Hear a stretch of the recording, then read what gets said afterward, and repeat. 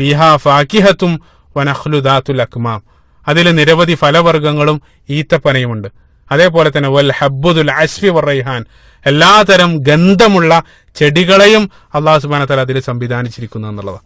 സുബ്ഹാനല്ലാഹ്, എത്ര വൈവിധ്യങ്ങളുള്ള വൈവിധ്യമാർന്ന പഴങ്ങളാണ് നമ്മൾ ഭൂമിയിൽ കാണുന്നത്. സുബ്ഹാനല്ലാഹ്. ഈ അടുത്ത് ആപ്പിളിനെ സംബന്ധിച്ച് ഒരു ലേഖനം വായിച്ചു, വളരെ കൗതുകം തോന്നി. കാരണം ആപ്പിള് മാത്രം, അതായത് ഭൂമിയിൽ 7500 വെറൈറ്റി ആപ്പിൾ ഉണ്ട് അത്ര ഭൂമിയിൽ. ഒരൊറ്റ ഉദാഹരണം, ഒറ്റൊരു പഴത്തെ സംബന്ധിച്ച് ഞാൻ പറയുന്നത്. 7500ഓളം വെറൈറ്റി ആപ്പിളുകൾ ഭൂമിയിലുണ്ട്. നമ്മളാകെ 1-2 കണ്ടിട്ടുള്ളൂ.